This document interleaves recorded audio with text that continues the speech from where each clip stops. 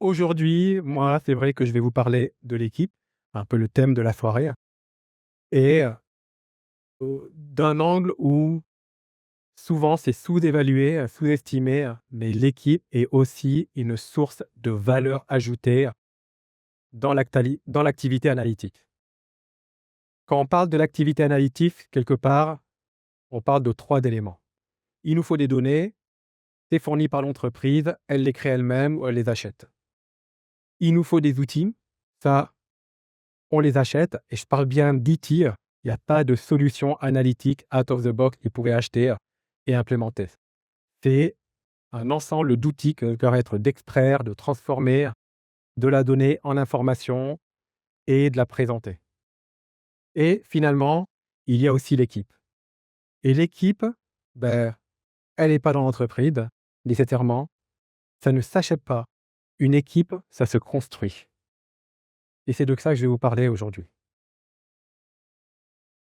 Si vous prenez des données, que vous appliquez un certain nombre d'outils que vous obtenez à la fin, c'est de l'information. De l'information telle quelle, ça reste de la donnée. Par contre, si vous prenez des données, le transformez avec des outils et vous rajoutez une composante humaine qui sont des équipes, là, vous obtenez une source de valeur ajoutée. Et là, je parle bien des équipes. Ça veut dire que c'est des gens qui vont se trouver côté métier, ça peut être à la vente, ça peut être au marketing. Et souvent, c'est ce que les gens y pensent. Or, pour moi, il y a aussi une équipe auquel très peu de gens pensent et qui est aussi une source de valeur ajoutée, et c'est l'équipe analytique elle-même. Je vais vous donner un exemple. Donc, j'ai participé au lancement d'Orange en Suisse. Et à ce moment-là, c'était, on partait d'une page blanche. Donc, on a été une entreprise qui a démarré très, très fort. Au bout d'un certain nombre d'années, il y avait une grogne du marché en disant les opérateurs téléco, ça coûte trop cher, il y a des abus. Et en discutant entre nous, on s'était dit, l'idéal pour un opérateur, ça serait de réduire la facture de nos clients et continuer à augmenter les revenus. De ce postulat-là, on a sorti un produit, pour certains d'entre vous, je pense que vous en souviendrez dans le souvenir, s'appelait Optima. Optima, c'était un plan tarifaire qui était un petit peu l'ancêtre des forfaits qu'on a aujourd'hui. C'était pas encore les forfaits, mais quelque chose entre les deux. Et Optima, ça a été le résultat d'un d'une analyse d'une piste qui a été trouvée par l'équipe analytique. C'est pas venu du marketing, c'est pas venu des ventes, c'est venu de l'équipe analytique. Une personne de mon équipe, un jour, est venue vers moi et elle m'a dit: «Écoute, c'est qu'on discutait de réduire les factures, augmenter le revenu de l'entreprise, j'ai une piste». J'ai dit: «OK, explique-moi». Et il m'a dit: «En fait, il y a 2 sources de revenus pour un opérateur. La première, c'est ce que nous payent nos clients, mais on a aussi un revenu qui vient des autres opérateurs. Quand un client qui n'est pas chez nous appelle, une partie de cette communication, du revenu de cette communication est reversée». Et en fait, il y avait des équilibres entre les appels entrants et les appels sortants qui étaient en la faveur d'Orange. Donc ça a été la base pour le plan tarifaire Optima. Ne pas aller plus dans les détails, mais juste que vous sachiez, ce plan tarifaire a été le meilleur plan tarifaire de la période où j'étais chez Orange. Il générait 20% de revenus en plus par rapport à n'importe quelle autre offre qu'on avait à l'époque sur le marché. Pourquoi je vous parle de cet exemple-là? Parce que ça n'aurait pas été possible pour une personne qui travaillait dans les sales de venir avec cette idée-là. Les gens étaient concentrés sur de l'acquisition et comment vendre nos produits. Ça n'aurait pas été possible aussi de trouver cette idée par rapport aux gens qui travaillaient sur les intercompagnies, sur l'activité d'intercompagnie, parce qu'eux, ils étaient juste là pour s'assurer qu'il y avait les équilibres et qu'on payait ce qu'on devait et on recevait ce qui nous était dû. En fait, la personne a été capable de trouver cette idée, elle l'a faite parce qu'elle avait une connaissance transverse des activités de l'entreprise. Et cette connaissance transverse, l'équipe DI, de par son activité, c'est elle qui l'a.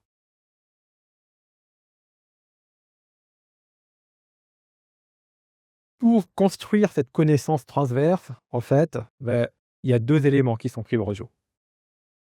La première, c'est de connaître la partie technique, connaître le dictionnaire des données, quelles sont les données qu'on a dans les systèmes sources, de connaître toute la documentation technique, comment on a implémenté la solution analytique et de connaître aussi comment on stocke la donnée, comment on la transforme et qu'on la prépare du passage de la donnée vers l'information. Ça, c'est de la connaissance qui est facilement documentable. C'est de la connaissance explicite. Elle peut la documenter et elle peut la transférer de personne en personne. C'est facile. Mais ce n'est pas suffisant pour monter une équipe analytique performance. Il y a aussi une autre connaissance qui est nécessaire.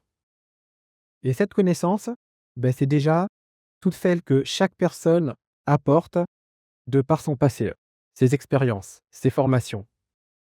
Mais c'est aussi la connaissance qui va se construire quand vous rejoignez une société, de comprendre c'est quoi la culture de cette société, c'est quoi ses valeurs. La connaissance que vous allez construire en échangeant avec les personnes qui travaillent sur les systèmes sources, avec les personnes qui vont travailler côté client. Tous ces échanges-là vont permettre de construire cette connaissance. Ça va être aussi par rapport à des désaccords que vous allez avoir et comment vous allez les résoudre. Et finalement, c'est aussi la connaissance dont vous allez intégrer une équipe, de trouver votre place, de savoir comment vous intégrer pour délivrer le plein potentiel de vos capacités. Cette connaissance-là, c'est une connaissance tacite. La particularité de cette connaissance-là, c'est qu'elle n'est pas documentable. Elle n'est pas transférable. Elle vient avec la personne, mais aussi elle part avec la personne.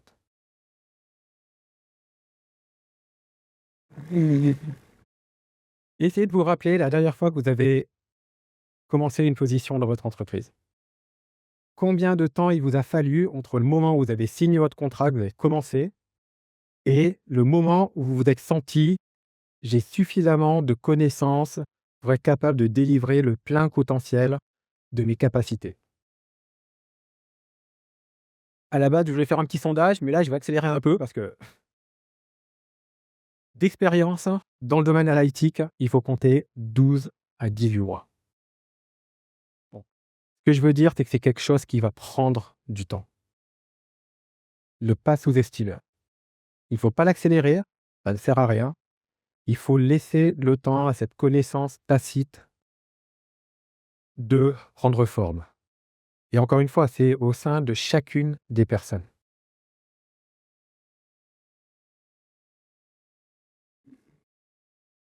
La connaissance tacite est vraiment un élément qui est important et qui va déterminer si une équipe analytique va bien performer ou moins bien performer. 2 exemples là-dessus. 2 entreprises pour lesquelles j'ai travaillé qui avaient le même point de départ, c'est-à-dire des données de bonne qualité, des solutions en place performantes.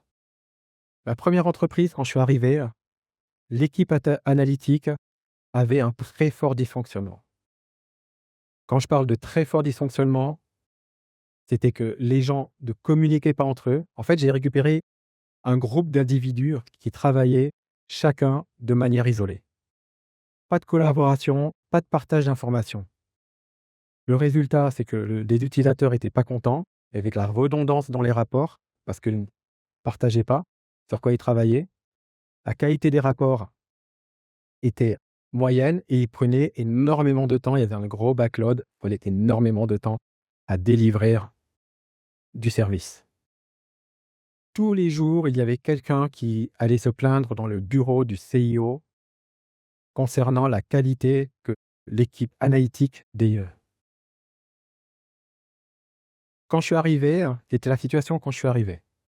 j'ai bien compris que, quelque part, j'étais la dernière tentative, essayer d'améliorer la situation ou alors l'activité analytique aurait disparu dans la forme dans laquelle elle était à ce moment-là.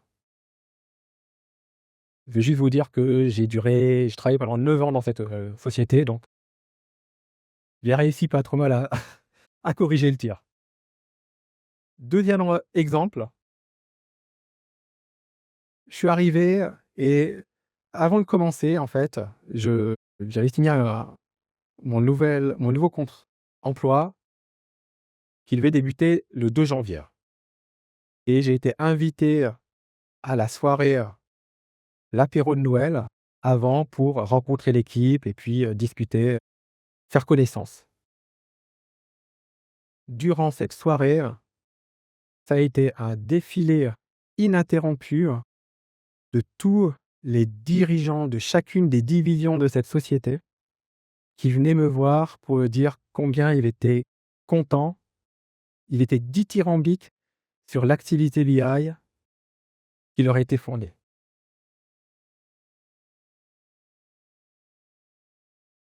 L'équipe, j'ai passé du temps avec elle et j'ai tout de suite compris qu'il y avait une cohésion d'équipe, que l'information circulait très facilement et qu'il y avait vraiment un élément qui faisait que cette équipe-là était capable de délivrer le service qui était atteint du dos.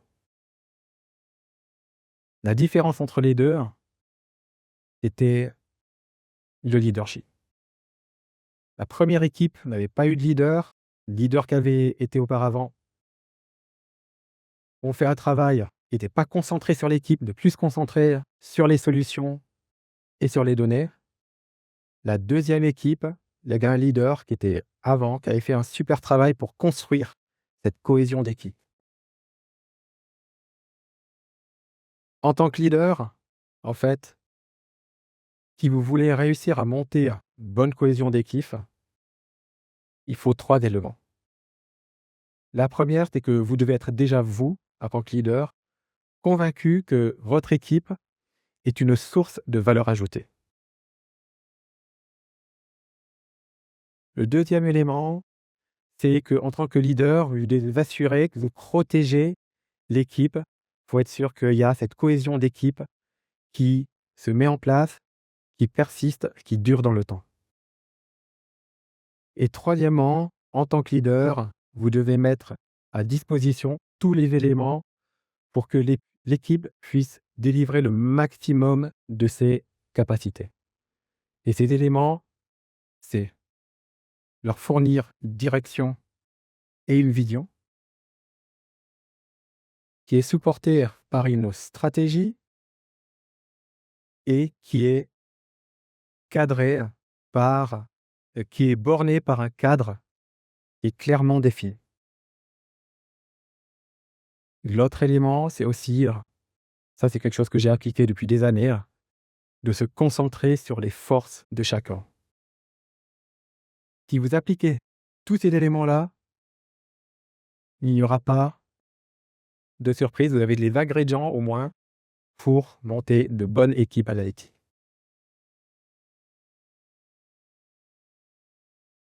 Je vais revenir sur mon équipe que j'ai rejoint le 2 janvier. J'arrive au bureau et la première chose que j'apprends, c'est que 30% des gens qui travaillaient dans cette équipe-là venaient de perdre leurs accès au 31 décembre. 30% des gens, c'était 80% des gens qui étaient de piquer durant la fin de l'année. Il restait 2 personnes qui avaient des accès. Donc dans ma tête, je vais les débarquer, Je sortais du onboarding avec les ressources humaines, j'arrive à mon bureau et là j'apprends ça et donc en tant que manager, en tant que leader, je me suis dit: «Oh là, alors qu'est-ce que je dois faire? Comment je vais devoir gérer cette situation de crise? Qui je dois contacter?» Enfin, dans ma tête, il y a plein de choses qui se sont déroulées. Et après, en fait, j'ai observé ce qui se passait vraiment sur le terrain et là, qu'est-ce que j'ai vu? J'ai vu que les gens qui avaient encore les accès ont mis de côté ce qu'elles avaient prévu de faire. Elles ont contacté les gens qui avaient perdu leurs accès, ont demandé il y avait des activités importantes à faire et qui pouvaient prendre le relais. J'ai été vu appeler d'autres personnes qui avaient la connaissance, qui étaient en vacances, qui viennent donner un coup de main. Et ces gens-là, ils ont répondu présent. Et en fait, une situation de crise, qui aurait pu être une situation de crise, personne ne s'en est rendu compte. Ils ont réussi à gérer ça tout seuls, en parfaite autonomie. Mon rôle, dans cette situation-là, en fait, je n'ai absolument rien fait. Et c'était ce qu'il fallait faire à ce moment-là. Et si j'aurais voulu intervenir, si j'aurais voulu poser des questions, en fait, j'aurais été qu'un élément supplémentaire qui aurait perturbé la situation dans laquelle ils étaient tous concentrés à résoudre un problème et à garantir une continuité et une orientation de tout. Les données sont notre matière première, des outils sont des accélérateurs, l'équipe est une source de valeur à ne pas négliger. Merci pour votre attention.